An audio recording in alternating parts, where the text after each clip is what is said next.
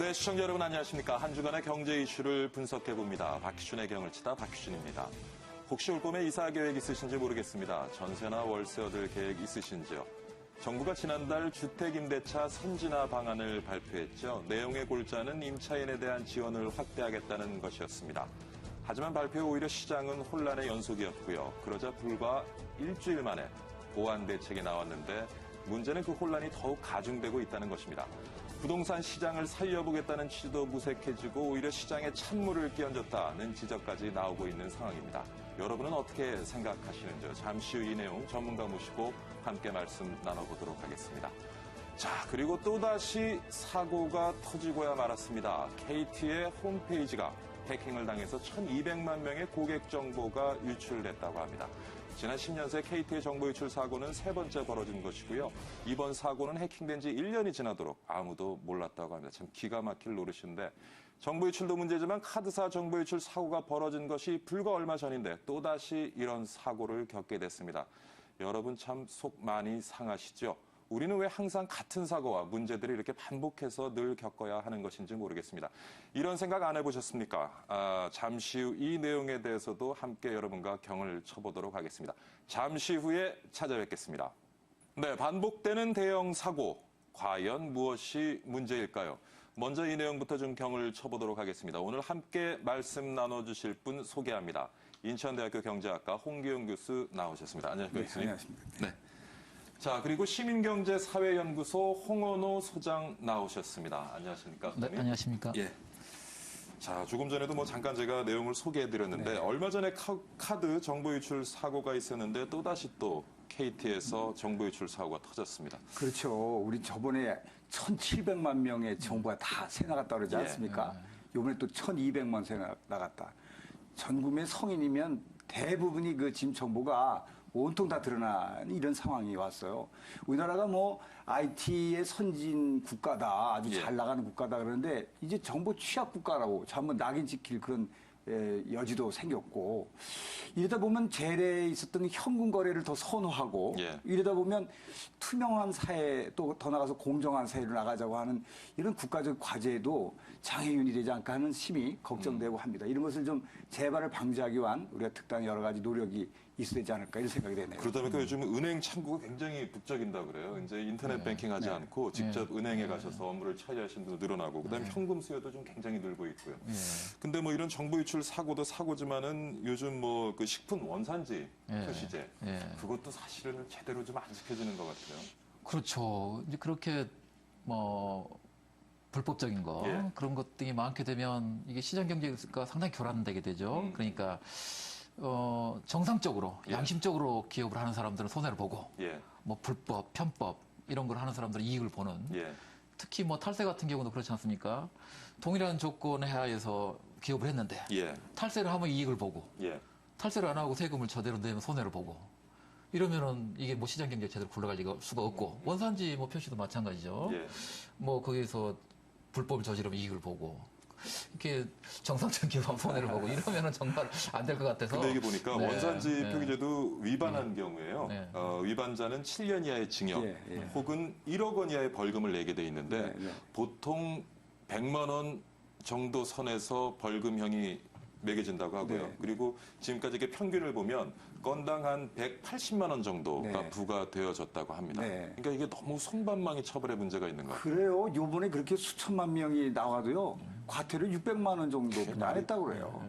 아니, 지금 여기 나와 있는 국민카드 이런 데 있지 않습니까? 1년에 당기 순이익이 작년 2012년 거 보니까 2,900억 났어요. 그렇죠. 한 3,000억. 네, 그리고 롯데카드 같은 데도 1,800인가 얼마 그게 났고요. 또 KT온에 사건 터졌지만 거기도 1조 원이 넘었습니다. 이런 분에게 600만 원을 과태료 해가지고 뭘 시정을 요구하는 그런 제재 조건이 되겠습니까? 아주 현격하게, 예를 들면 매출액 대비 얼마나 한다든지 아주 큰 규모의 사업자들이 그런 일을 벌이려면 아주 더욱더 강력할 수 있는 그런 제재가 안 되면 이건 지금 문제가 많다는 그런 느낌을 많이 받습니다. 그래서 지금 2위에서 최근에 법 제정한 걸 보면 매출액이 5%, 물론 제한된 범위 내에서 그렇게 합니다만은, 그렇게 해서 좀 과태료를 매기자는 거거든요. 근데 지금 지금 600만 원, 5천만 원 이런다 하더라도 당기 순이익이 그 매출도 아니고, 매출도 아니고 당기 순이익에 뭐 5천분의 1 정도면 이거 완전히 껌값이죠. 이렇게 해서 무슨 실효성이 있겠어요. 그래서 아까 교수님 얘기하신 것처럼 매출액의 몇 퍼센트, 물론 매출액이 몇 퍼센트라고 딱 정하게 되면 이게 물론 대기업에게 조금 과한 측면이 있죠. 예. 다 똑같을 수는 없지만 그렇다고 하더라도 약간의 차이를 둔다 하더라도 그러니까 뭐 최고 소득 예를 들면 뭐 굉장히 규모가 큰 데는 뭐 매출액의 뭐 2%, 그 밑에는 뭐 3%, 그 밑에는 4% 하더라도 매출액 대비 벌금이나 매출액 대비 과태료 이런 식으로 나가야지 뭐 정액제로 하게 되면 이건 뭐 완전히 껌값이기 때문에 뭐 껌값이라는 표현이 좀 그렇습니다. 이게 가장 뭐 실감이 나기 때문에 표현하자고.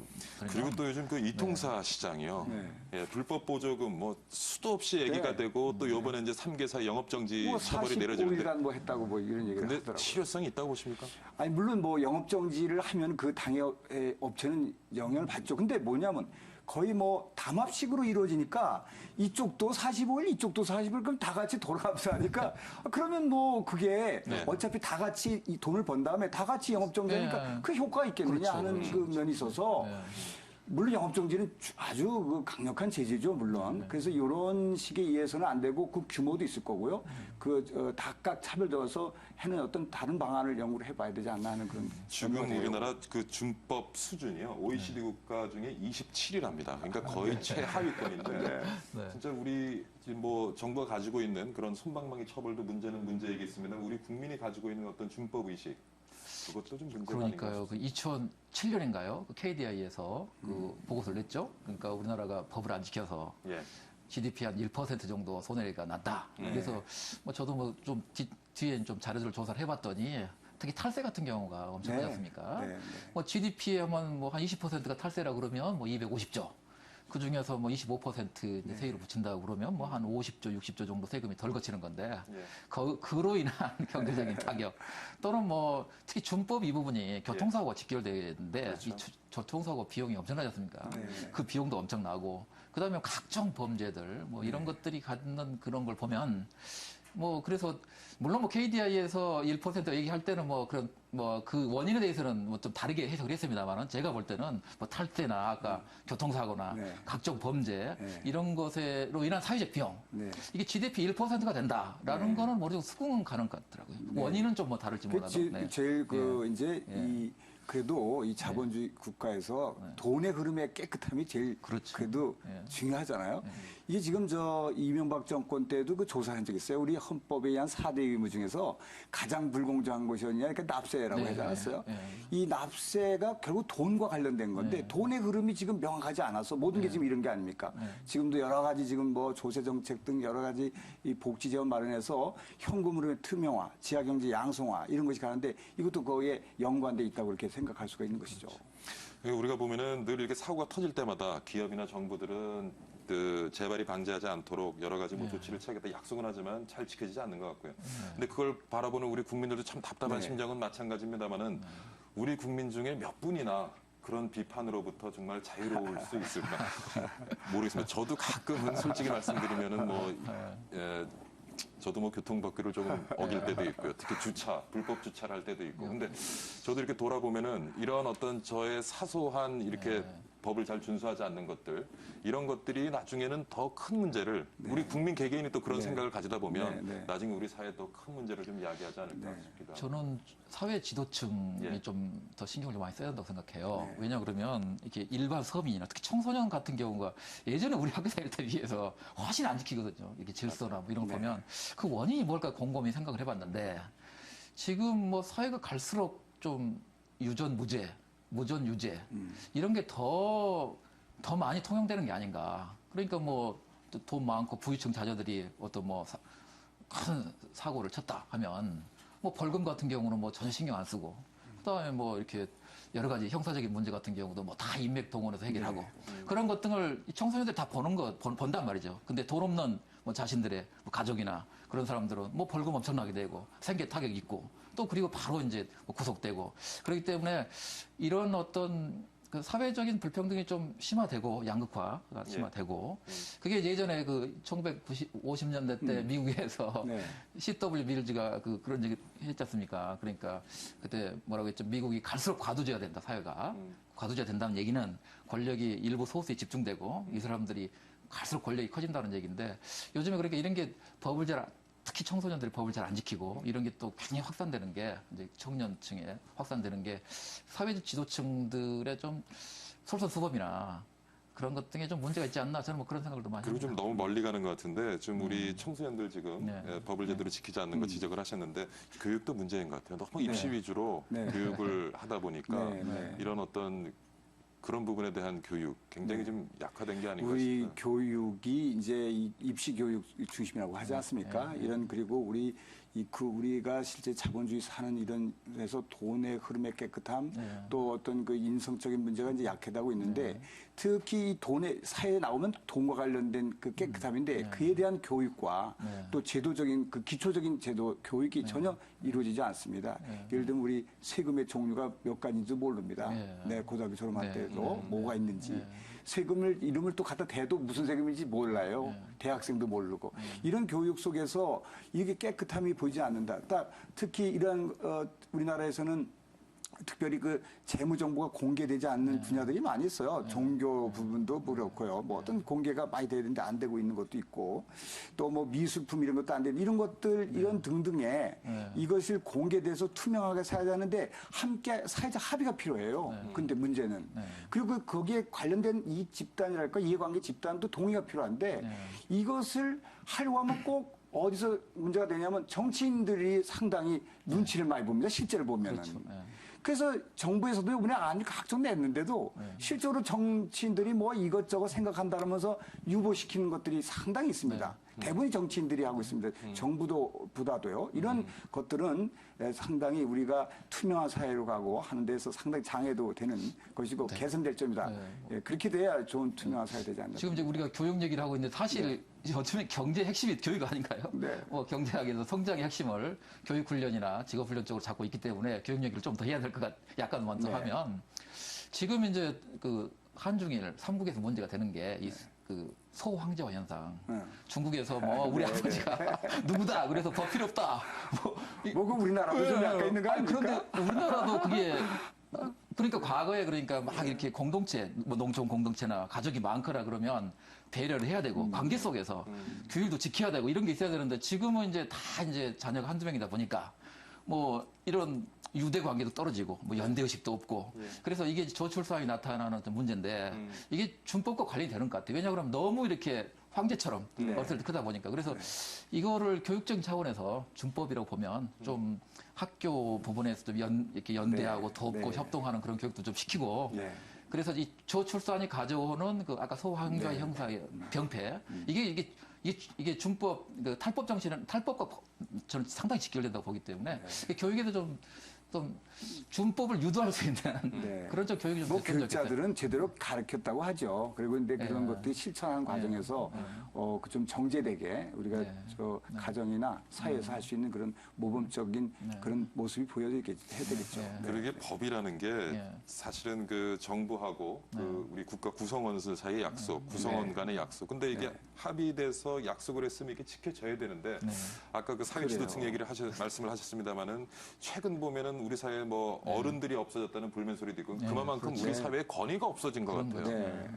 그러니까 법이 가지는 권위, 정부가 가지는 권위 이런 권위가 다 없어지면서 너무 이렇게 좀 우리가 혼란스러운 지금 사회 이 사회적 권위가 뭐 제대로 생기는 게 아니고 우선 사회적 권위를 행사하려는 사람도 거기에 참여하는 사람들의 같은 생각과 공감을 가져야 되고 공감되는 그런 기준이 있어야 되는 거예요.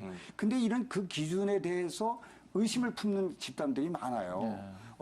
특정 집단 중심에서의 어떤 그 규제, 뭐 아니면 제도, 이런 것들을 모든 분들에게 향할 수 있지 못하다는 걸 느끼는 경우가 있는 것이죠. 그럴 때 이제 불평등을 느끼게 되고 또 그에 대한 준법을 좀 하려고 하는데 욕구가 더 반감되고 이런 것이 있기 때문에 그 이러한 그 사람들에게 권위적인 이런 어느 정도 사회 형성이 되려고 그러면 그 참여자들의 공감대를 형성하고 모든 사람들에게 참여할 수 있는 여지를 주는 이런 제도. 그래서 좋은 말씀하신 것 같은데 결국 이제 법 제도라는 것이 권위를 가지려면 구성원들의 합의가 이루어져야 된다. 이런데 참 저는 요즘 좀 속이 상한 것이 우리 사회에 어떤 문제가 발생하면 그 문제를 해결하기 위한 법 제도가 툭 튀어나와요. 근데 진짜 뭐 번개불에 콩볶아 먹듯 한 일주일이면 툭 튀어나오는 것 같아요. 그래도 또 뭐 수정하고. 예, 그러니까 너무 짧은 기간 동안에 문제를 해결하기 위해서 단기적으로 접근을 하다 보니까 지금 교수님 지적하신 것처럼 구성원 간에 충분히 합의가 이루어지지 못한 상황에서 어떤 법제도가 만들어지고 하다 보니까 이게 좀 잘 지켜지지 않는 것인가 하는 생각도 좀 들기도 하고요. 그래서 요즘에 거버넌스 개혁을 좀 많이 강조하는 것 같아요. 예. 그러니까 사실 국회의원들이 헌법상 국민의 대표인데 사실 그 사람들이 국민의 대표로 보기 좀 어려워요. 그러니까 그 사람들이 다 힘 있는 사람들을 대표하잖아요, 사실은. 선거할 때. 힘없는 사람들을 대표하는 건 아니거든요. 그렇기 때문에 법 자체가 항상 불안정성이 있기 때문에 권위의 위협을 받게 되는데 그러면 그걸 어떻게 보완할 거냐. 결국 아까 교수님 얘기한 건 시민 참여인데 선진국에서 하는 거는 민관이 같이 하는 거. 그러니까 아까 툭 튀어나온 게 관이 혼자 하는 게 한이가 툭 튀어나온 거 아니겠어요? 그러면 관이 내놓을 때 민관 합동 기구가 중간에서 걸러주는 거. 네. 지금 이제 공기업 개혁이 그 대표적인 예인데 관료들이 이렇게 개혁 이렇게 내놓으면 노조들이 무조건 거부합니다. 왜냐 그러면 다 불신하기 때문에. 그래서 이 민관 합동 기구가 중간에 걸러주는 역할을 해야 되는데 사실 뭐 그런데 지금 민관 합동 기구가 있긴 있는데 다 이제 형해화됐잖아요.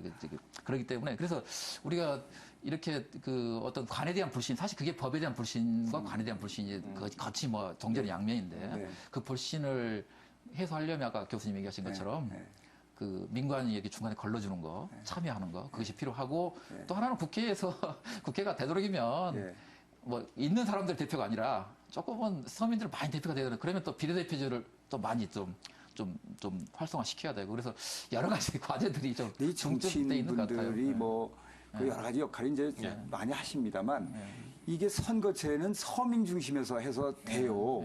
되는데 실제 이 입법 과정에서 여러 가지 관여해 쓰는 걸 보면 이익 집단이나 특정 집단 이런 그렇죠. 그런 압력 집단에 너무 영향을 받고 의식을 많이 하시는 것 같아요. 그렇죠. 사실 평가는 그 나중에 선거 때 받을 때는 그분들이 아니에요. 사실 알고 보면. 그래서 이러한 것이 돼서 왜곡되고 이게 자꾸 지체되니까 국가 경쟁에도 어렵고 국민들의 전체적인 입장에서 어려움을 느끼게 하는 그런 악순환이 될 수 있는 것 같아요. 정치인분들도 물론 여러 가지 이해는 갑니다. 이익 집단들이 실제는 도움 주는 건 구분이에요. 왜냐하면 후원금도 받아야 되고요. 뭐 이렇게 하니까 그런 것이 오히려 국가적인 여러 가지 난제를 일으키는 요인이 된다 이렇게 볼 수 있습니다. 그래서 뭐 마지막으로 좀 말씀드리면 북유럽 같은 경우를 보면 사회적 타협 기구를 만들 때 우리나라처럼 노사정 이렇게 삼자만 데리고 만든 게 아니라 농민 대표 들어가고 학생 대표 들어가고 세대 대표 들어가고 그 의식적으로 해야 돼요. 자꾸 그러면 이익 집단이 한 이익 집단이 자신들의 뭐 이렇게 요구를 일방적으로 관철시킬 수 없어요. 여러 집단이 들어오기 때문에 다 눈치를 봐야 되고 그러니까 물론 그렇게 많은 집단이 들어오다 보면 시간이 걸리죠. 효율성은 떨어지겠죠. 그러나 그 방식이 중장기적 효율성은 크다는 말이죠. 반면에 우리나라처럼 노사정 3자만 갖다 하면 그냥 팍 깨집니다. 왜냐 그러면 견제할 사람들이 별로 없거든요.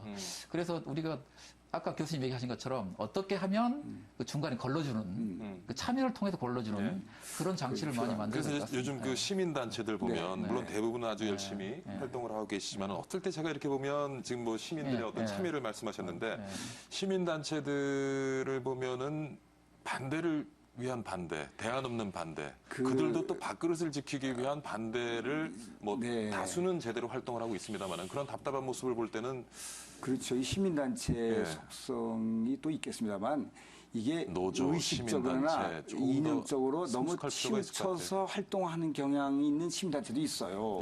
그러니까 그런 데서의 나오는 그 생각이나 방안은 항상 중립적이지 못한 면이 있는 거죠. 그래서 이 시민단체들이 그래서 시민단체도 한쪽이 아니라 다양한 시민단체가 요새 나오기 때문에 다양한 목소리를 들어야 하는 이유도 거기 있는 거예요. 시민단체도 한쪽만 들어서 오면 안 되고 그래서 너무 이념적이고 자기들 의식적으로 가는 이거를 중화시키는 이러한 그 시스템이 바로 정부가 여러 이해관계자를 모셔고 공청회든 여러 가지 방안을 내놔야 되는데 요새 정책을 발표하는 걸 보면 아니 그런 과정들이 생략된 게 상당히 있습니다. 그러다 보면 문제가 되고 이제 이런 것들은 결국은 합의를 못한 거죠. 이렇게 되면 결국은 나라가 전체가 영향을 미치게 되는 그런 우리 그 준법 수준을 좀 높이기 위한 장기적이고 근본적인 어떤 방안에 대해서 지금 두 분과 말씀을 나누고 있는데 그래도 일단 단기적으로는 좀 처벌 수준을 높이는 것도 방법이 될 수는 있겠죠. 그렇죠. 지금 솜방망이 처벌이 문제가 되고 있으니까. 근데 솜방망이 처벌이 나오게 된 거는 사실 그 법을 만드는 사람들, 국회의원들이잖아요. 근데 국회의원들이 서민의 대표가 사실 아니에요. 그들과 이해자 관계자 그렇죠. 간의 뭐 어떤 힘 있는 사람들 대표잖아요. 예. 솔직히 말씀드리면.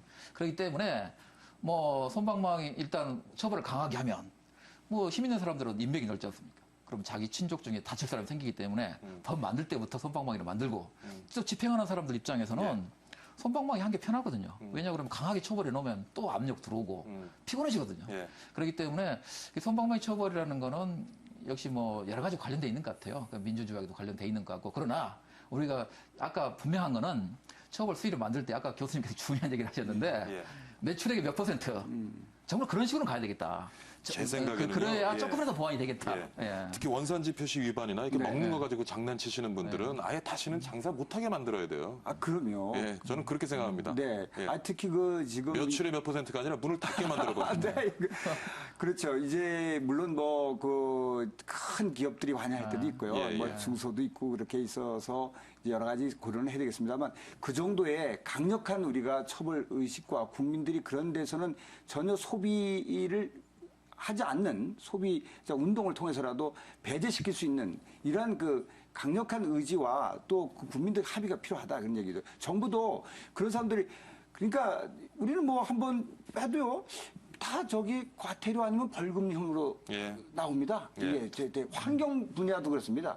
그러니까 이러한 분야를 좀 강력하게 좀 해서 다시는 그런 데서 다시 손을 대지 않도록 하는 이러한 어떤 규제책도 우리 상당히 고려해봐야 될 필요가 있습니다. 최근에 지금 중국과 러시아에서 예, 예. 그 징벌적 손해배상제, 네. 지금 이제 미국에서 원래 미국에서 나온 제도죠. 그러니까 징벌적 손해배상제라는 거는 이제 뭐냐 그러면 뭐 너무 잘 아시겠지만, 네. 그러니까 제가 실수를 해서 상대방에 손해를 입혔다. 그럼 손해액만큼 배상하면 되잖아요. 그죠? 예, 원래. 그렇지만 내가 고의적으로 이 사람이 분명히 손해를 볼 게 알고서 예. 알고서 이렇게 손해를 가한 경우에는 이거 악의적이라는 거죠. 그래서 이제 대륙법계에서는 배상도 시키고 형사처벌을 하는데 예. 미국에서는 이제 그걸 한 3배 정도 처벌하고 형사처벌을 좀 면하는 예. 뭐 그런 그게 이제 근데 뭐 우리나라 도입은 이미 돼 있습니다만. 이 징벌적 네. 손해배상제인데 예, 예. 최근에 이제 그 러시아하고 중국에서 그 음식물을 통해서 네. 굉장히 국민들의 건강을 아주 침범하는 그러니까 그 이익을 위해서 그런 거에 대해서는 징벌적 손해배상 10배 때리는 걸 제가 했다고 그래요. 그래서 아까 얘기하신 것처럼 네. 특히 이제 뭐 식품 같은 경우는 굉장히 국민 건강에 치명적이기 때문에 뭐 징벌적 손해배상제를 한 10배 이상 그 중국이나 러시아에서 하고 있으니까 그런 것도 도입하는 지난번에 그 방안을, 예. 카드사 개인정보 유출 사태 때도 뭐 최고 경영자들이 나와서 조아리면서 인사를 네, 하고 그것도 네, 바로 네. 안 했어요. 네. 국민들 눈치 보다가 분위기 안 좋아지니까 하고 그다음에 또 분위기 안 좋으니까 퇴임을 한단 말이에요. 저는 그 정도 갖고 안 된다고 생각을 해요. 형사처벌 사실 뭐 지난번에 카드사라든가 이번에 KT라든가 사실 정보 보안에 얼마만큼 투자를 하고 관심을 갖느냐는 최고 경영자의 관심 문제거든요. 저는 그렇게 생각을 합니다. 네. 그래서 조금 더 뭐 너무 극한 발언인지는 모르겠습니다만 네. 최고 경영자가 형사적 처벌까지도 받는 수준까지 가면 안 그러면 얼마나 진짜 뭐 한 달 넘게를 우리 경제를 혼란에 빠뜨렸는데 그 정도면은 진짜 회사가 망하거나 아니면 최고 경영자가 형사 처벌을 받을 정도가 되면 좀 재발 안 되고 정신 차리지 않을까 저는 좀 모르겠어요. 네. 너무 과격. 아니 우리 저기 여신 전문금융업법 이런 게 있어요. 카드사에 거기에도 그 이 과태료만 있는 게 아니고 징역까지 있고 다 있어요. 이게 당사자는 있는데 그러면 대표는 어떻게 처리하느냐? 예. 일단은 그 양벌 규정은 있습니다. 양벌 규정에서 같이 처벌하게 돼 있는데 징역까지도 할 수 있어요. 예. 그런데 단서가 있어요. 다만 그 감독을 정상적으로 했고 관련 규정을 잘 갖춰놓은 경우에는 양벌 규정을 하지 않다고 하나도 된다고 하는 그런 것이 이제 여신전문법이 있는데 그런 차원에서 아마 제도적으로는 만들어놨는데 하급 직원이 했겠다는 이유로 아마 그 이 대표자는 처벌을 하지 않았지 않나 이런 생각이 되나 그러나 그러한 분들이 협력업체 직원을 관리 못한 것도 회사 책임이죠. 그 형사 처벌은 처벌이라 하더라도 예. 그 우리가 감독기구에서 그런 사람들에 대한 그 우리가 지금 금융감독에서 감독해서 그분들을 승인권이 있거든요. 이 금융기관은. 예. 그래서 거기서 배제해서 계속해서 대표하고 임원하는 거에서는 벗어나도록 이런 정도의 제재는 사실 뭐 충분히 할수 기술적인 있는 거 아니냐 문제로 이렇게 봅니다. 뚫려서 정보가 유출되는 거야. 뭐 이건 다 인재잖아요. 예, 그 사람 관리를 잘못해서 조금 전에 그 정보가 말씀하신 것 유출되는 건데. 관련해서 이제 또 학계에서 나오는 얘기가 그 뭐냐 그러면 원래 이 결정을 한 거는 금융지주회사에서 결정했다는 거예요. 이렇게 뭐 판단하는 거는. 그래서 이제 밑에 이제 카드사 사장이 이제 지금 이제 문책을 당했는데 그러면 이제 뭐냐 그러면 책임은 자기들이 원래 사고는 쳐놨는데 지주회사에서 상승구에서 해놨는데 밑에서 이제 집행하다 그렇게 됐다는 이런 얘기예요. 그러면은 뭐 이 사람들 자기 책임 있으니까 이 사람은 이제 그냥 물러났다가 나중에 또 뭐 책임할 거 아니에요. 미안하니까. 그래서 지금 나오는 얘기는 금융지주회사에 직접 책임을 물어야 된다. 그래서 근데 이제 뭐 형사처벌하거나 또는 뭐 주주들한테 책임을 물으면 이제 난리 나는 거 아니겠어요. 그러면 이 밑에 있는 이 뭐 집행하는 이 사람들도 다시는 제기할 수 없기 때문에 그래서 금융지주회사에 책임을 물어야 한다. 뭐 이런 얘기도 꽤 나오고 있습니다. 네. 뭐 솜방망이 처벌 얘기하다 보니까 두 분 조금 이제 좀 숨차 보이시는 것 같은데 좀 한 템포 쉬고 가도록 하겠습니다. 잠시 후 계속 얘기 이어가겠습니다. 네, 뭐 솜방망이 처벌에 대해서 얘기를 했는데요. 우리 모두가 또 가해자이기도 하고 피해자이기도 한다는 생각이 듭니다. 질서를 지키고 좀 서로 배려하는 문화가 좀 자리 잡았으면 좋겠습니다. 두 분 숨 좀 돌리셨죠? 네, 이번에는 부동산 시장 한번 가보겠습니다. 그중에서도 얼마 전에 발표했던 주택 임대차 선진화 방안에 대해서 좀 말씀 나누고자 하는데요. 논란이 많습니다. 시장에 혼란만 준다 하는 비판이 나와 있고요. 먼저 임대차 선진화 방안 발표 후에 시장에서 지금 어떤 일들이 벌어지고 있는지 현장 연결해서 직접 한번 들어보도록 하겠습니다. 오늘 이 시간에는 부동산 114 시장 분석팀의 이미윤 과장 전화 연결돼 있습니다. 안녕하십니까, 과장님? 네, 안녕하세요. 네, 이번에 그 임대차 선진화 방안 발표 후에 시장 분위기가 좀 어떻습니까? 네, 그 시장 그 발표 이후에 뭐 집주인하고 임대차인들이 좀 혼선을 빚고 있긴 하는데요. 현재 그동안 세금을 내지 않고 임대 놓은 집주인들은 세원 입세 부담을 느끼고 있고 세입자 같은 경우에는 집주인이 그 세금 부담을 월세 부담할까 하는 우려로 불만이 많습니다. 네. 그리고 임대 사업을 하려고 오피스텔이나 아파트를 구매하려는 투자자는 그 정부 임대소득 부과 때문에 매입을 보류하며 시장을 관망하는 분위기이고요. 그리고 현재 임대소득세를 얼마나 내는지와 월세에서 전세로 가는 것이 좋은지에 대한 절세 방법에 대한 문의가 지금 많이 들어오고 있습니다. 네, 이 과장님 지금 연결이 조금 안 좋아서요. 다시 연결을 한번 해보도록 하겠습니다. 괜찮으시죠? 네. 네. 지금 뭐 시장에서는 그 집주인들의 반발이 굉장히 심하다라고 얘기를 하는데 교수님은 어떻게 보시는지? 아니 뭐 이게 지금까지 과세해오지 않았던 거를 또 새삼 과세를 새로 하겠다고 그러니까 일단 뜨끔하겠죠. 뭔가 하니까 이제 들어보는 건데 이게 이번에 핵심은 그 이제 그 전세 쪽이 좀 강한 것 같아요. 전세 많이 두시는 분인데 2주택 이상자 갖고 있는 분들. 지금까지는 3주택 이상자였을 경우에 이제 전세 내면은 이제 전세금에 대해서 간주 임대로 계산해가지고 일부 세금을 냈는데 3주택 이상은 냈었습니다. 지금도 했었고요. 근데 이제 그런 이 다주택주가 총 136만 가구라는 거 안 그렇습니까? 그 중에서 85% 115만 가구가 지금 2주택자니까 115만 명이 이게 과세를 하겠다고 지금 정부가 나선 거예요. 그러니까 이제 이 전세금에 대해서 과세하겠다. 그러니까 이제 야 이거 이제 세금이 많이 들어가니까 이제 전세금 좀 올려야 되지 않느냐. 그리고 또 월세 부분도 지금도 이 부분은 이제 일부러 안 내고 있었는데 또 내라고 그러니까 또 내야 될 사람도 드러나지 않아서 안 내고 있는 사람도 또 상당히 있었거든요. 신고 안 하고. 근데 보니까 이거 세입자들이 막 신고할 수 있게 여러 가지 제도를 지금 마련하고 있는 거거든요. 그러다 보니까 세금이 많이 늘게 된다 하는 데서 아마 위축감을 드지 않았나 이런 생각이 듭니다. 이 과장님. 네, 전화 다시 연결. 여보세요? 네, 여보세요? 네, 잘 들리시죠? 네, 잘 들립니다. 네, 조금 전 말씀에 이제 집주인들 사이에 좀 굉장한 반발이 있고 혼란이 있다라고 얘기했는데 세입자들도 별로 반기지는 않았던 것 같아요. 어떻습니까? 네, 세입자 입장 같은 경우에는 집주인의 그 세금 부담을 월세 부담하지 않을까 하는 우려로 불만이 있고요. 그리고 그 소득공제 신청에 대해서 계약을 할 때 집주인이 이렇게 좀 꺼리는 경우에는 좀 계약이 힘들어질 수도 있는 문제 때문에 세입자들도 그렇게 반기지는 않는 부분이 있습니다.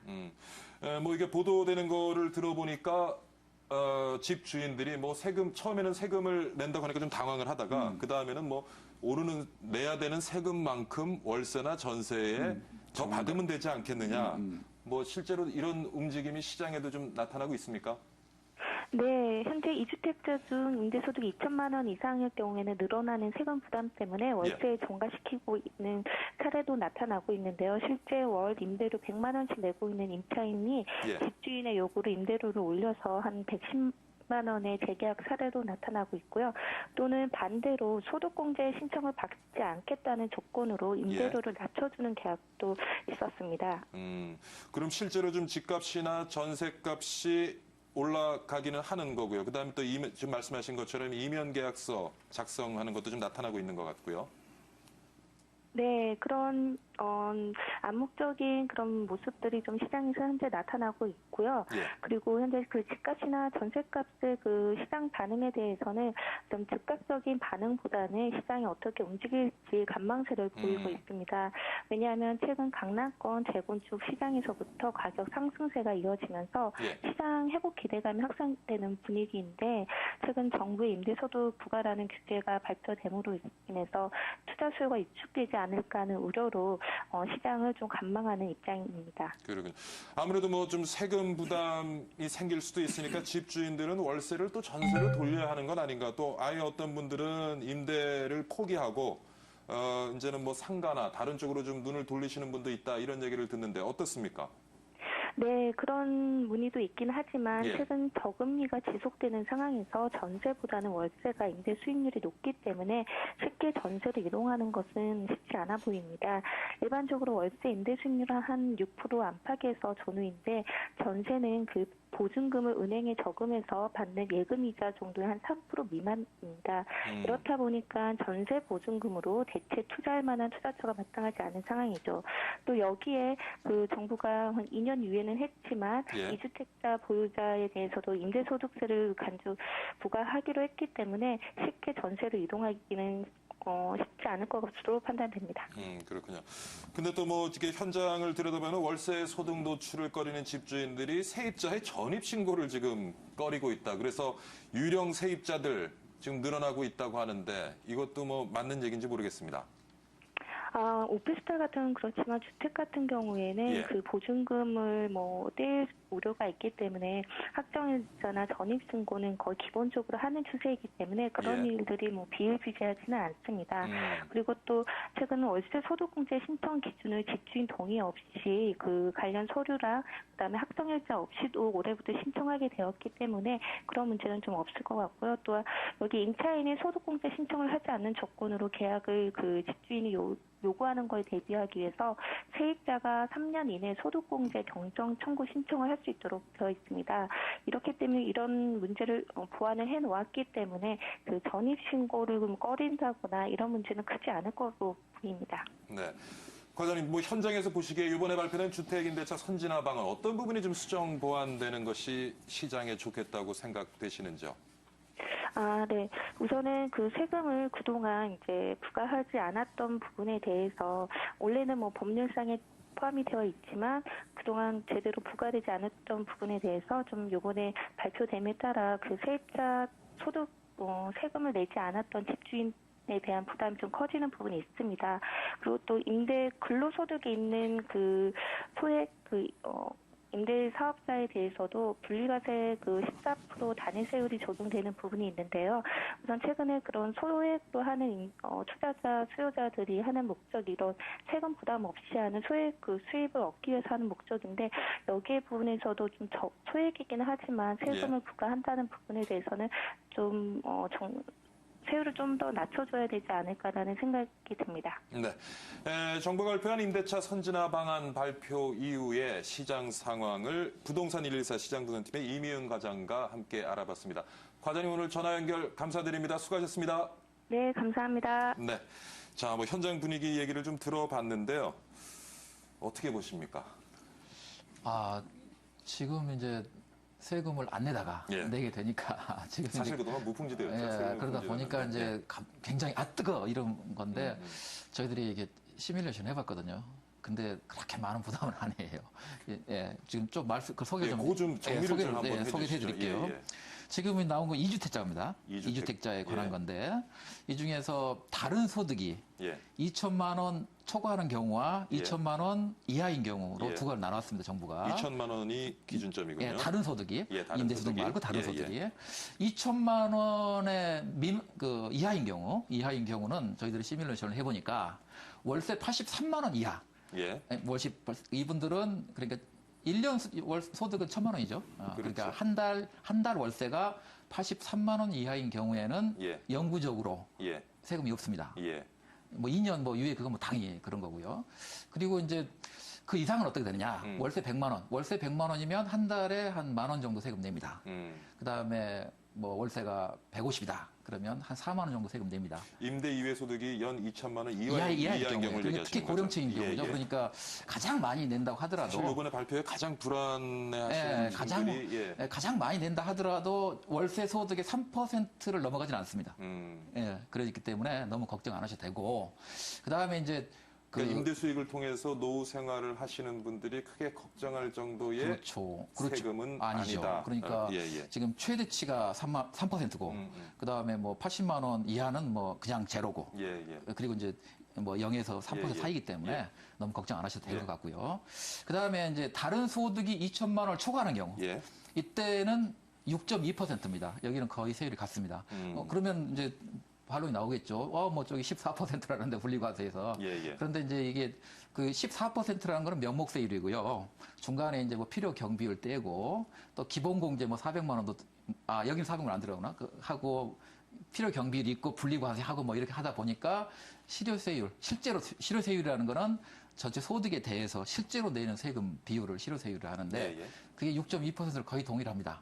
그러니까 2천만 원을 초과하는 경우에는 그렇기 때문에 월세가 100만 원이다. 그러면은 한 6만 원 정도 세금 내기 때문에 그거는 과하다고 볼 수 없죠.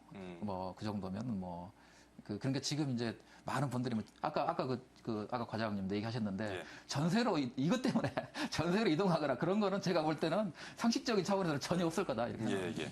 네, 이제 그렇게 이제 볼 수도 있지만 이게 이 전세금에 대해서 이 소득이 정부에 이제 보고되고 그것이 공개되면 파급적인 게 있습니다.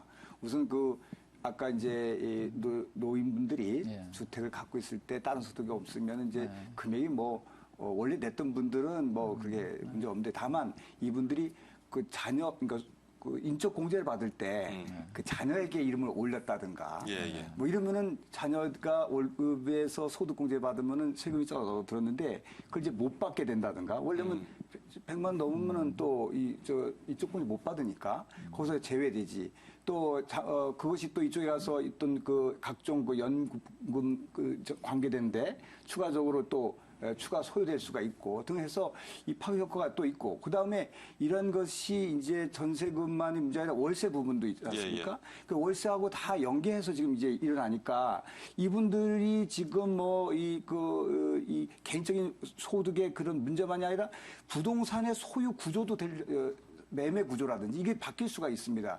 예를 들면 지금은 어떻게든지 사가지고 임대를 하면은 임대 소득을 하겠다 그러는데 부동산 시장에서 이게 지금 막 살려고 느꼈는데 사는 걸 포기한다든지 이래서 부동산 시장 전체적인 영향을 미치는 것도 있고요.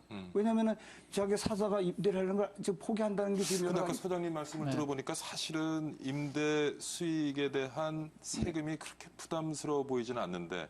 그런데 이제 이게 시뮬레이션이 아주 세금이 안 물릴 정도의 예의만 드신 거예요. 사실은 많은 2주택 소유자 중에 상당수는 서울에 가지고 있고 지방에 왔다 갔다 하신 분들도 직장 구조나 이런 사람들은 지방에 집도 집 한 채를 갖고 있는 거 아예 전세를 안 살고 그 집을 아예 소유하는 경우도 있고 그러기 때문에 그런 분들에게는 예를 들면은 지금 한 5천만 원 정도의 소득이 있는 분들 그러니까 40, 50대 있는 분은 그만한 소득이 있을 겁니다. 그분들은 다 늘어요.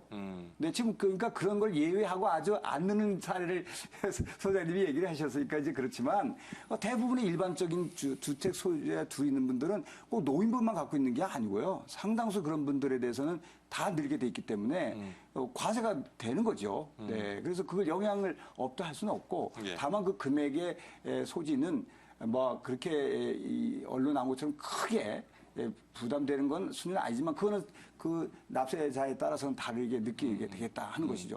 그다음에 특히 이제 영향은 뭐냐면 지금 그렇지 않습니까? 136만 명에 해당하는 다주택 중에서 한 6%만 지금까지 신고됐다는 거 아닙니까? 예. 근데 이제 그게 이제 신고 대상에 들어간다는 겁니다. 그게 문제가. 그러면 이제 드러나는 거죠.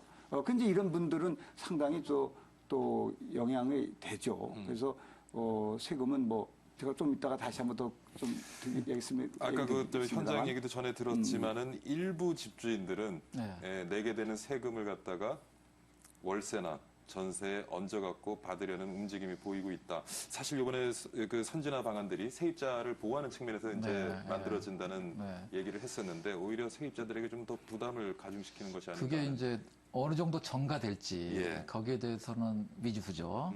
왜 이런 말씀을 드리냐 그러면 지금 전세에서 월세로 이동하는 거 이거는 뭐 바람직하지는 않습니다. 왜냐하면 월세 부담이 더 크니까 바람직은 않지만 뭐 어쩔 수 없는 추세 아니겠어요? 수익률이 높으니까 월세가. 지금 이런 추세면 이제 월세는 많아지고 전세는 이제 드물고 그러면 그 영향으로 지금 월세가가 좀 떨어지고 있거든요. 월세가 떨어지고 있기 때문에 여기서 좀 전가가 된다 하더라도 그리고 보통 저세가 전가될 때 다 전가되는 건 아닙니다. 일부가 전가되는데 그다음에 또 월세도 떨어지고 있기 때문에 그게 어느 정도 전가될지 아까 그 뭐 최대치가 월세 100만 원 받는 사람이 그렇게 많지는 않을걸요.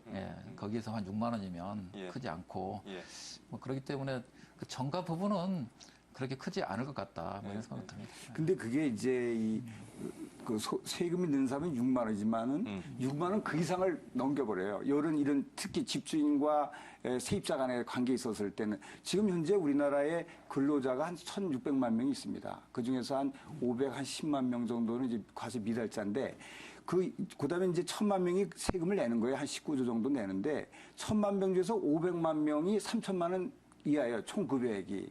그러니까 대부분이 지금 이런 사람들은 1인당 세금 내는 게 13만 원이에요. 13만 원. 이분들을 중심으로 해서 뭐 세입 공제를 해주고 뭘 해도 월세 공제를 해줘도요. 혜택이 없는 거예요. 그분들이 세금은 전혀 못 받고 공제를 못 받으면서 조금이라도 오르면 전부 그 사람들은 부담되는 거예요. 결국은. 1% 올려더라도 저는 요것으로서 집주인이 그 임차료를 조금 올리는 요인이 됐고 영향을 줄 것이다 보고 그것이 가면 결국 누구한테 가느냐 세입자한테 가는 거는 분명하다. 그래서 이번에 정책의 상당수가 세입자의 부담을 가는 쪽으로 저는 보고 있습니다. 그러니까 이제 이런 경우에 이제 얼마가 전가될 거냐. 가령 뭐 세액공제를 받는 액수가 크고 뭐 전가하는 액수가 작다고 그러면 그럼 세입자한테는 이익이 되기 때문에 뭐 그냥 추진하면 될 것 같고요. 지금 여기서 이제 과연 그러면 그 고령층의 소득을 어디까지 보장하느냐 그건 조금 우리가 고민을 좀 해봐야 될 것 같아요. 왜 그러냐 그러면 지금 우리가 아까 다주택자가 136만 명이라고 그랬지 않습니까? 우리 전체 가구가 한 1,700만 가구가 좀 넘는데 그중에 10%예요. 이 사람들 다 부자란 얘기예요, 상위. 아니 그러니까 지금 65세 이상 노인분들 이분들의 지금 순자산이 얼마냐 3천이 안 됩니다. 4천이 안 됩니다. 보통 한 3,500 정도 되는데 근데 집 한 채도 아니고 두 채를 가진 분은 다 부자라고 봐야죠. 저는 그렇게 생각합니다. 상위 10. 그래서 그리고 또 노인분들 얘기하면 이분들의 빈곤율이 지금 50%예요. 빈곤율이 50%란 말은 지금 우리나라 근로자들의 중위 소득이 2,400 정도 되거든요. 그러면 그 빈곤율이라는 거는 그 빈곤의 선이 뭐냐면 1,200만 원. 소득이 1,200만 원이 안 되는 노인분들이 그분들이 50% 절반이란 얘기예요. 그러면 여기서 지금 월세를 뭐 지금 이렇게 많이 받고 있는 분들은 이분들이 어떻게 뭐 그렇게 보호해야 할 대상인지 제가 볼 때는 아까 투명한 그 충분히 제가 볼 때는 과세할 명분이 충분히 있고 지나치게 그분들이 많이 뭐 세금을 낸다고 생각하는 거는 제가 볼 때는 지나치 특혜 아닌가. 그래서 저는 이 전세 든 분들에게 과세하지 말자 하는 게 아니에요. 저는 그거는 왜냐하면 그분이 분명히 이득이 있거든요. 그리고 오래전부터 그 전세금에 대해서 우리나라는 과세를 해왔어요. 간주 임대료로. 다만 이번에 확대하는 범위와 시기와 그 속도가 이 또 부동산 시장과 함께 했을 때 이것이 이 박자가 맞아야 되거든요. 예를 들면은 다주택자들에게 그 양도소득세를 상당수가 이번에 감면해주지 않았습니까? 그런 분들을 위해서. 그러면서 또 다주택자들에게 또 전세금을 통해서 또 과세하고 이런 게 이게 지금 엇박자도 있거든요. 그래서 이런 것들을 부동산 시장과 국가 경제 다 따져서 어떤 시차와 지금 이제 2년을 유예를 줬지만 말이죠. 이런 것들이 필요하다 하는 것을 제가 강조하고 전세금에 대해서는 뭐 과세는 당연히 두 주택이든 세 주택이든 소득이 많은 분에게는 과세는 돼야 된다. 다만 지금 이렇게 올려서 안 내는 분 괜찮지만 또 5천만 원 있던 분이 갑자기 세금이 생긴 거 아닙니까? 지금 하여튼 간에 이분의 부담을 느끼지 않을 정도로 해야 된다 하는 게 저의 기본 생각은 거기서 얘기를 하는 거죠. 아까도 뭐 지적을 하셨지만은 사실 최근에 와서 부동산 관련된 규제들이 많이 이제 풀리면서 부동산 시장이 조금 살아나는 모습을 보이는데 그래서 현장의 얘기도 들었지만 지금 매매 시장이 약간 관망세로 지금 돌아서고 있다는 얘기도 나오고요. 그러니까요. 지금 뭐 부동산 시장이 뭐 바닥이다 또는 바닥에 근접했다 이런 분들이 꽤 많죠. 부동산 전문가들 사이에. 그렇다면은 뭐 바닥을 다지는 시기로 접어들었다 이렇게 볼 수 있겠는데 이게 지금 좀 영향이 있는 것 같아요. 근데 지금 이제 근데 제가 생각하기로는 정부가 이제 처음에 보완 조치 나오기 전에는 상당히 좀 불안감을 좀 가질 수도 있었는데 보완 조치 나온 뒤로 이렇게 시뮬레이션 해보면 6% 세율이면 그게 뭐 보통 지금 우리 근로소득세 일반 세율이 뭐 35%까지 올라가지 않습니까? 물론 뭐 실효세율을 하면 좀 다릅니다만은. 그러면은 뭐 그리고 또 2천만 원 이하면은 최대가 3%고 이 정도면은 그렇게 과도한 세금은 아니지 않나. 근데 그리고 조금만 말씀드리면 지금 우리가 뭐 기초연금 20만 원 하고 저 난리인데 근데 지금 80만 원까지 그것도 월세. 그렇지 않습니까? 월세. 그러니까 그 80만 원까지 다 비과세를 하는데 그 이상에 대해서 뭐 한 2 내지 3% 그 정도 세율 부과하는 게 그렇게 논란이 될 수 있는 건지 거기에 대해서는 좀. 네. 그게 이제 6% 만약 2천만 원 임대소득 2천만 원 이하일 경우에는 그 6%나 아니면은 분리과세하니까 14% 그중에서 낮은 거 하니까 6% 적용받을 수 있지만 2천만 원 임대소득 이상자는 분리과세 14%를 이제 적용을 받게 됩니다. 그러면 그리고 또 하지만은 그 이상이 또 더 넘으면은 종합소득세율을 적용을 받아서 임대소득을 통해서 최고 많은 분은 38% 받을 수 있는 거예요, 이론적으로는요. 그러니까 이게 6%라는 것은 아주 그 낮은 수준에서 있던 그 임대소득인 분들 중심으로 한 거지, 임대소득에 대해서 많이 지금 현재 강남 같은 이제 9억, 10억 뭐 전세된 데 있지 않습니까? 다 과세 대상이고 그분들이 다른 소득을 가지고 있다라면 그것 때문에 그 전세금 때문에 자기가 세율이 38% 부담할 수도 있다고 계산이 나오는 거거든요. 근데 그분들의 행위를 어떻게 할 거냐. 그 사람들이 이러한 전세금을 봤을 때 행동을 어떻게 할 것이냐. 우리가 모든 것들은 밑에만 보는 게 아니라 위에들의 행동에 따라서 밑에 영향을 주니까 그분들이 그 전세금을, 그러면 세금을 지금 부담을 하게 됐는데 그 부담을 가만히 고스란히 그대로 흡수하고 가만히 있을 것인가. 많은 전문가들은 가만히 있을 리가 없다, 이게 그 부자들이. 분명히 뭘 행동을 취할 텐데 그거는 다른 방법 남에게 넘기는 거거든요. 부자들은 결국 돈 버는 게 남에 넘겨서 버는 게 많으니까 세금 같은 걸 넘기거든요. 그래서 결국은 이게 내려오게 되면 전세금이나 금액이 뛰거나 전가돼서 밑에가 가게 돼 있어요. 그러면 밑에 월세도 가만히 있느냐, 그게 아니다는 거죠. 그분들은 가만히 있나? 그래서 다 이런 세금이 오면 코스트거든요. 코스트 자기 입장에서는. 따라서 영향이 없다 할 수는 없고요. 요분이 그렇다면 영향이 없을 때 이렇게 모든 사람들이 뭐 난리는 없고요. 그래서 영향이 상당히 있는데 요거를 지금 시차와 시급을 조절하고 또 세율 구조도요. 좀 그 조정할 필요는 있는 것 같아요. 너무 좀 세게. 지금 불안하고. 조정이라는 말씀을 하셨는데 사실 이번에 선진화 방안이 발표되고 일주일 있다가 보완책이 다시 발표가 됐거든요. 그 어떤 점이 일주일 상관으로 달라진 건지. 지금 달라진 게 지금 필요 경비율 그게 45%에서 60%로 올라갔죠. 그다음에 분리과세는 이제 그대로 갔고. 그리고 기본 공제율, 기본 공제 400만 원, 그게 굉장히 크죠. 400만 원이 들어갔고, 근데 이런 게 이제 추가적으로 이게 감세 효과를 발휘하기 때문에 필요 경비율 높아지고 기본 공제 400만 원 해주는 거, 이게 의외로 이렇게 집어넣어 보면 상당히 감세가 큽니다. 집주인들의 반발이 굉장히 심하다 보니까 또 그걸 새로운 보완책을. 줄였다고 볼 수 근데 제가 이렇게 오늘 얘기를 들어보니까 두 분 전문가들한테 제가 뭐 관련되는 선진화 방안을 한번 만들어 보십시오라고 부탁을 드려도 두 분이 논의해서 만들려면 제가 보니까 지금 의견이 다르신 부분이 있거든요. 한 일주일은 넘어 걸릴 것 같은데 이게 또 일주일 만에 후딱 튀어나와요. 그러니까 이게 참 아까 그 제가 사회 대책을 그렇죠. 얘기했는데 좋은 대책하려면 시간이 걸립니다.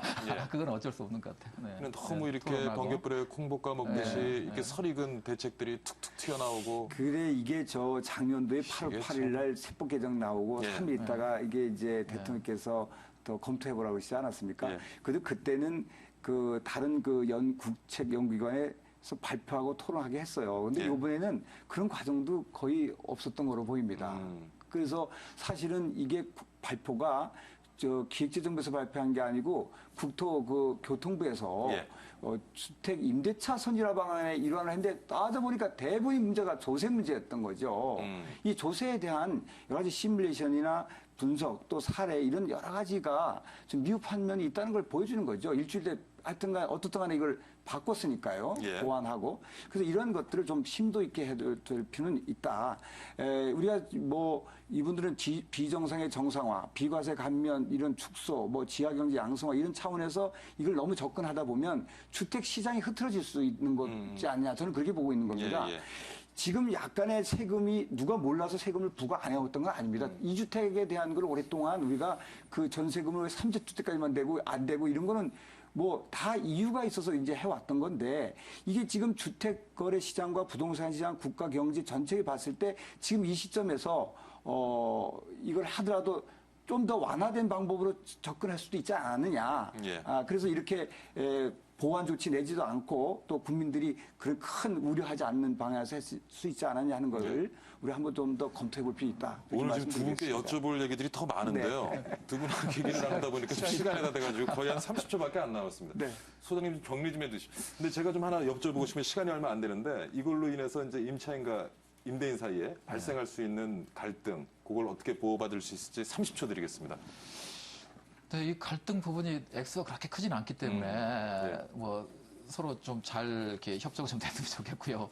근데 딱 한마디 말씀드리는 건 전세 부분에 대해서는 2년 후에 바로 실시행하는 거는 교수님 그거 우려하신 것 같은데 거기에 대해서는 약간 좀 생각을 해볼 필요가 있을 것 같아요. 자, 뭐 할 말이 많은데 또 시간이 아쉽게 다 돼버렸습니다. 이게 참 생방송이 안 좋은 것 같기도 한데요.